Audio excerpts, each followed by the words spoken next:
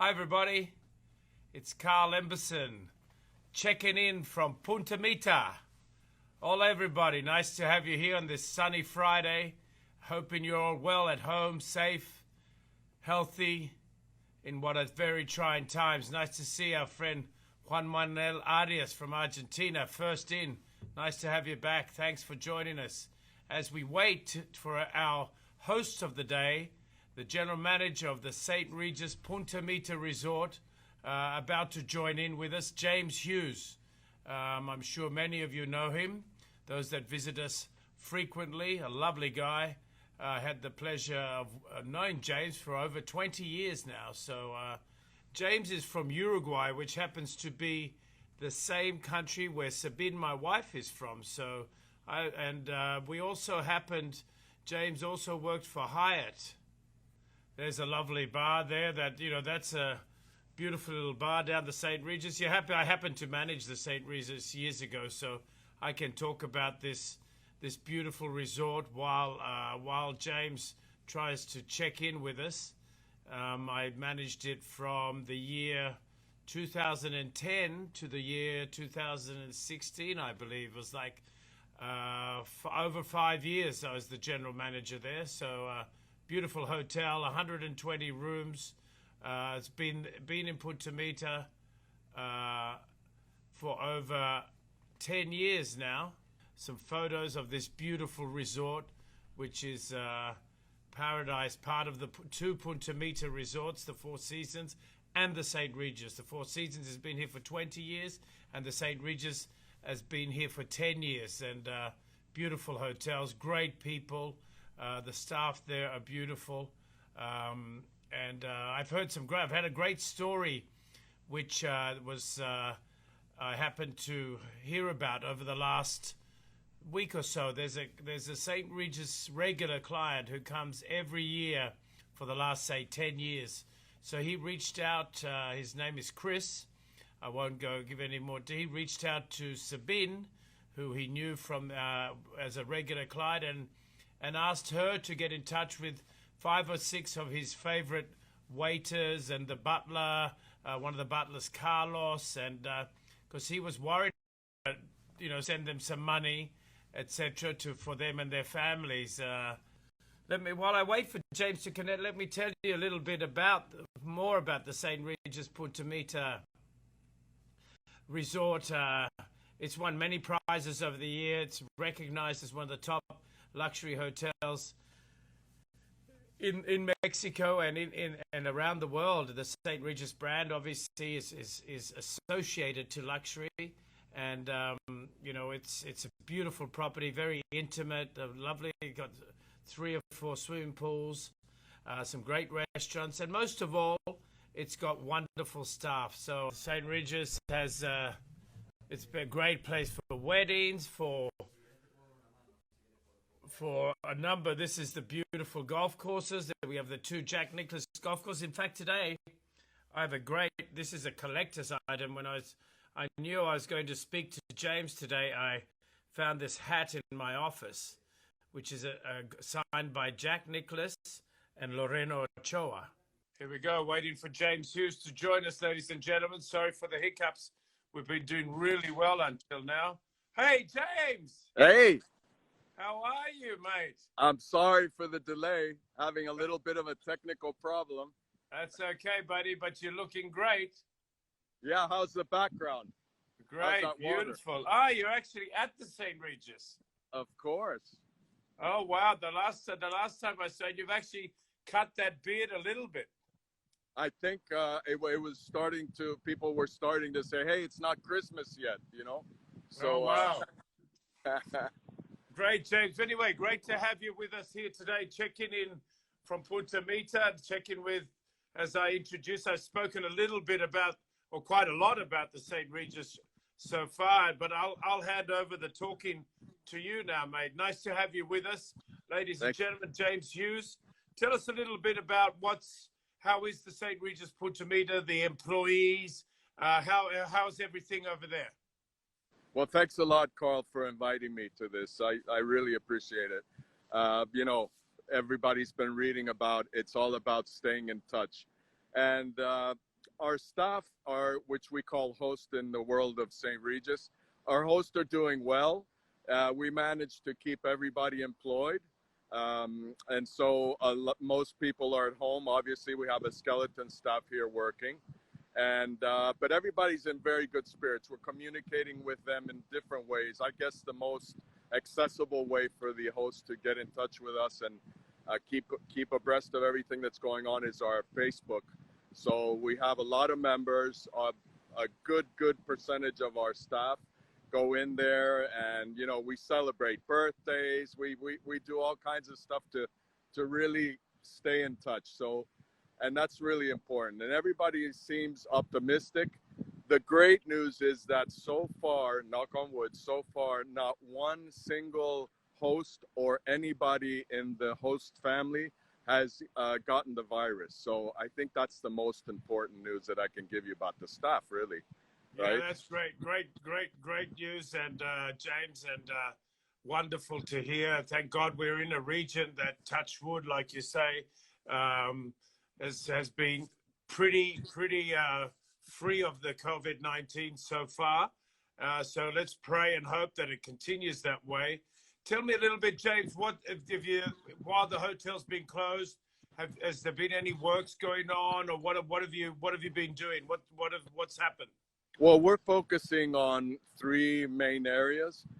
One is obviously the maintenance work that we have to do to keep up the property, and also to take advantage of the fact that the hotel is empty right now, and that allows you the possibility to get into rooms and really do a lot of things that it's difficult to do when you're running 70, 80, 90% occupancy.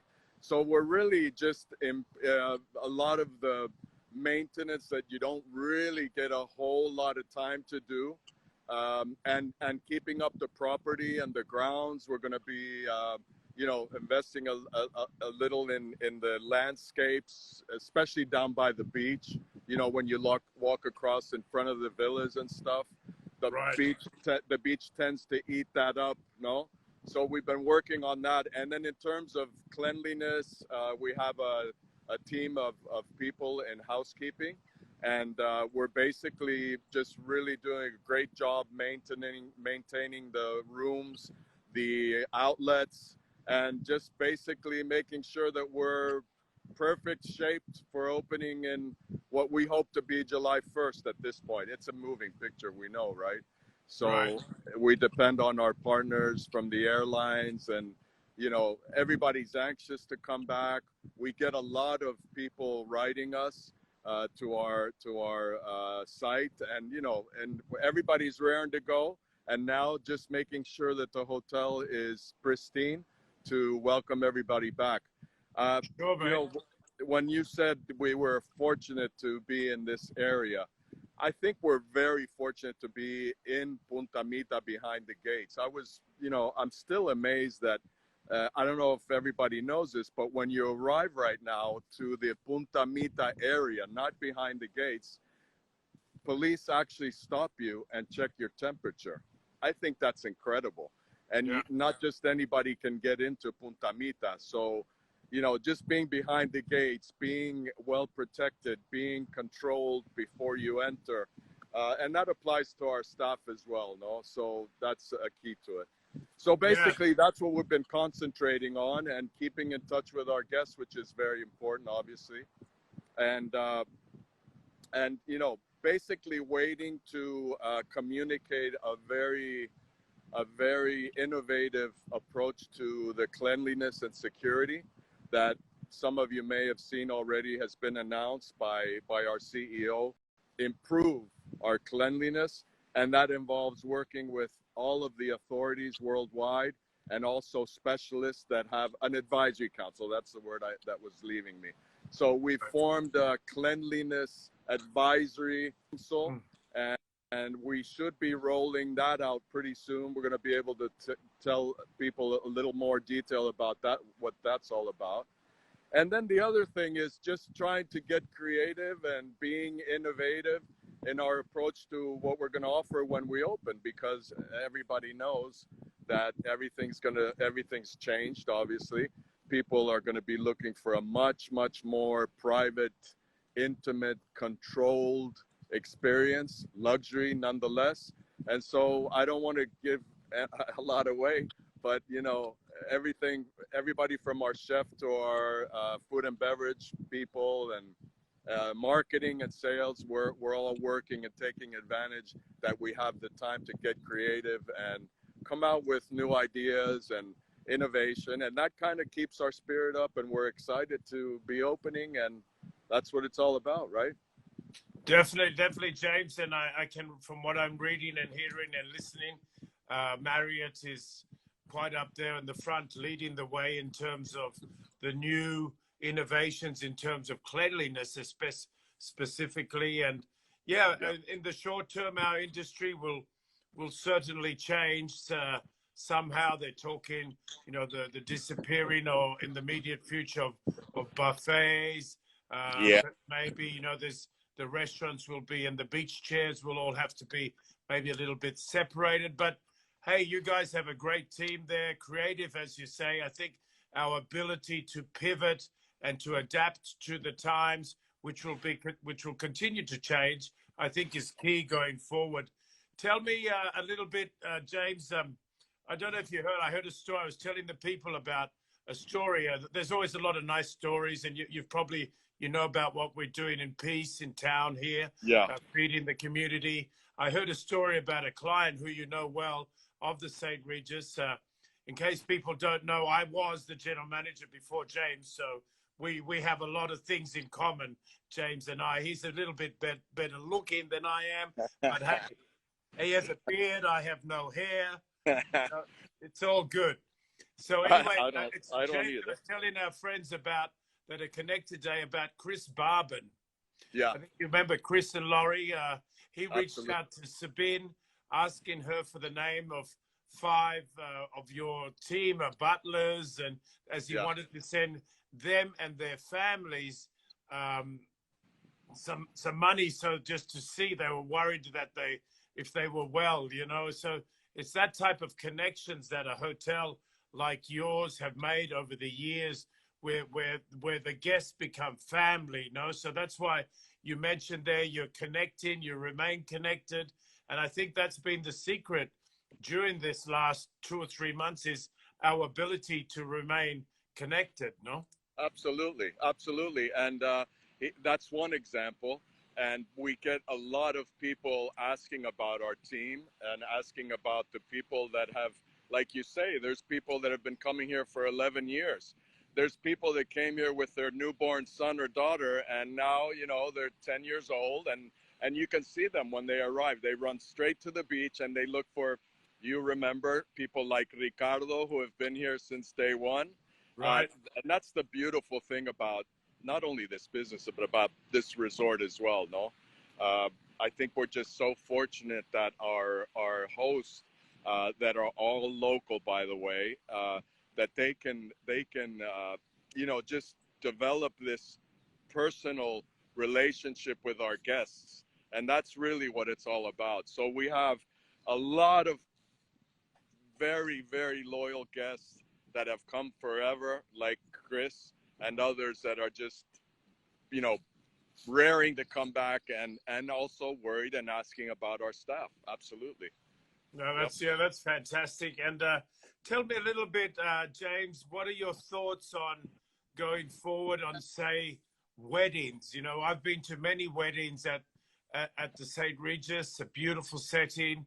How do you think, you know, I know you maybe don't want to share any secrets or any breaking news, but some things will change on how we do things going forward. What are your thoughts on that? Well, I think that, for example, I expect that there's going to be a lot of the weddings that we're going to host this year. We actually have quite a few coming in as of, I would say, as of September. I would expect a lot of technology. So, because, you know, maybe they are not going to be able to have as many people come to the event. So I would imagine, and we're already working on that, I would imagine a lot more technology around it, so that a lot of people around the world, or definitely in their hometown, can participate virtually. So that's one thing that I think is going to change a lot. But I also think that people are going to be looking more and more for a destination and a resort like ours, where, as I said before, we're contained. This hotel is, we're 120 rooms, but we're on a very big footprint, which allows us to really, really host more private events, and weddings are one of them. So I think that we're um, a natural place for that, in where we will have to operate in a different way. And I think technology is going to have a lot to do with it. But the interest is going to be for more remote, not in terms of Right. distance, but more remote type destination like ours. So Yeah. more to come, and we're, just working hard on developing, um, a strategy, and we think that there's going to be a lot more coverage on social media more than ever of any weddings that are held here as well. Right. Yeah. It's interesting. The whole thing about the human touch or contacts and all that. How we'll have to adapt to that. But Yeah. you're dead right there when you say the footprint. It's low density. Yes. There's no lifts. You really can do. It's a very, very intimate property you have. So I think that's a great advantage. That Yeah. your And property will have. yeah, and if you look at real weddings on Pinterest, that gives you an example of what we're talking about. And that's the tendency. And moving forward, that's what it's going to be all about, basically. I think a lot of people are going to get married after being in quarantine together for a couple months. Maybe a lot are going to separate too, right? But hopefully that's going to be good for the wedding business, right? Yeah, definitely, definitely. It's certainly been trying times for all, be it here or be it wherever they may be. But as you say, we live in a privileged destination. We look forward to welcoming back our guests in the future, and a lot of them have asked us a lot of questions here today. A lot of them wanting to get married. I can see from some of the questions, Yeah. like you say.